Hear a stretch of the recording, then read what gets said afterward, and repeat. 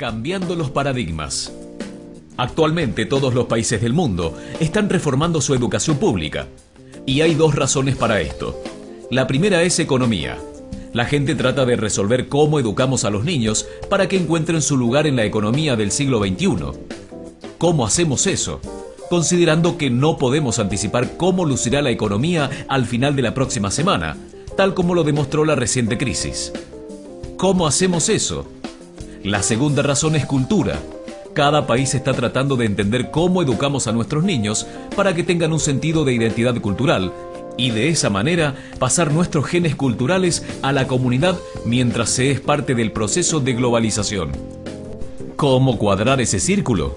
El problema es que tratan de llegar a futuro haciendo lo que hicieron en el pasado y alienando de esa manera a millones de niños que no le ven propósito de ir a la escuela. Cuando nosotros íbamos a la escuela, la historia nos enseñaba que si trabajábamos duro y nos iba bien, obteníamos un título universitario y luego un trabajo. Nuestros niños no creen en eso y por cierto no están equivocados. Es mejor tener un título que nada, pero ya no es garantía y particularmente esto te lleva a dejar de lado lo que para ti es importante. Algunas personas dicen que tenemos que elevar los estándares como si se trata de un avance, como si se tratara de un avance. Sí, realmente deberíamos. Si realmente deberíamos, ¿por qué lo bajarías? Me he encontrado con un argumento que los persuade de bajarlos, pero elevarlos, por supuesto que hay que elevarlos. El problema es que el actual sistema educativo fue diseñado y concebido y estructurado para una época diferente. Fue concebido en la cultura intelectual de la Ilustración y en las circunstancias económicas de la Revolución Industrial. Antes de mediados del siglo XXI, no había sistema educativo público, realmente no. Podías ser educado por los jesuitas, es decir, si tenías el dinero. Pero la educación pública pagada por los impuestos era obligatoria para todos y de distribución gratuita. Era una idea revolucionaria y muchas personas también la objetaban. Decían, no es posible que muchos niños de la calle y de la clase obrera se beneficien de la educación pública. No son capaces de aprender a leer y escribir. ¿Por qué estamos malgastando el tiempo en esto? Así que esto también fue desarrollado sobre una completa serie de supuestos sobre la estructura y capacidad social, dirigido por un imperativo económico de la época, manejado directamente a través de un modelo intelectual de la mente, que esencialmente es la visión de inteligencia de la Ilustración. La verdadera inteligencia consiste en nuestras capacidades de razonamiento deductivo y el conocimiento de los clásicos y sus nombres, lo que vinimos a pensarlo como habilidad académica. Y esto está en lo profundo de los genes de la educación pública, que realmente hay dos clases de personas, académicas y no académicas, gente inteligente y gente no inteligente. Y la consecuencia de esto es que muchas personas brillantes piensan que no lo son, porque han sido juzgados por esta particular visión de la mente. Así que tenemos doble columna, económica e intelectual.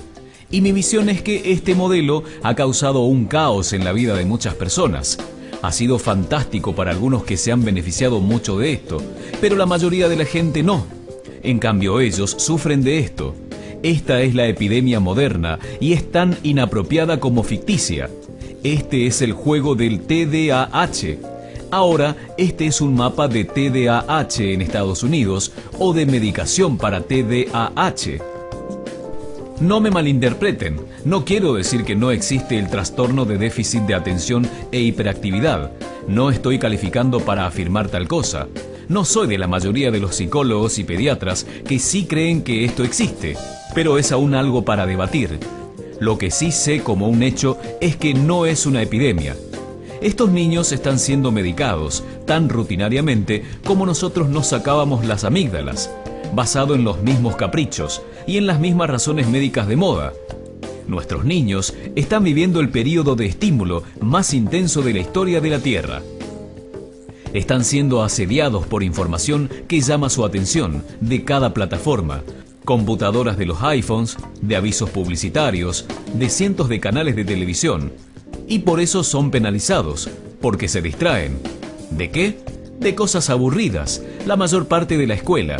Me parece que no es total coincidencia que el incremento del TDAH fue paralelo al incremento de los exámenes estandarizados.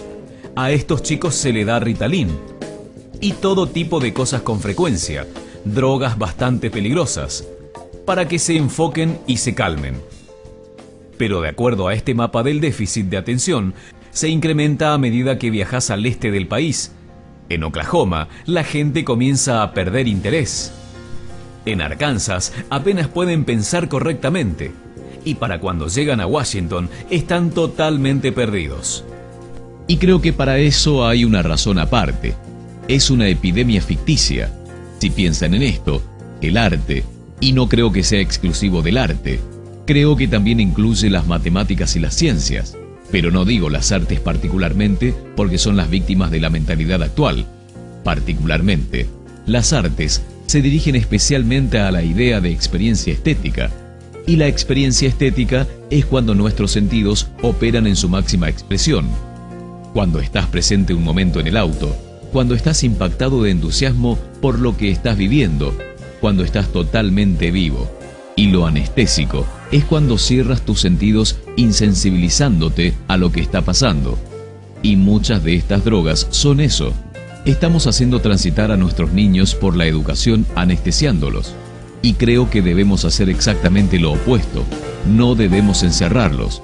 Debemos despertarlos a lo que está dentro de ellos. Pero el modelo que tenemos es este. Creo que tenemos una educación que es modelada en interés del industrialismo y a semejanza de este.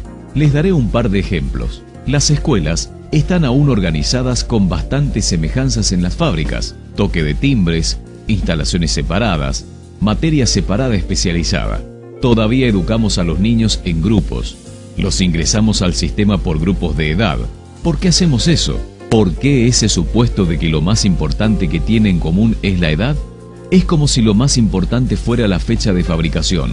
Conozco niños que son mucho mejor que otros niños de su misma edad en diferentes disciplinas, o en diferentes momentos del día, o en mejores pequeños grupos que en grandes grupos, o aún por su propia cuenta.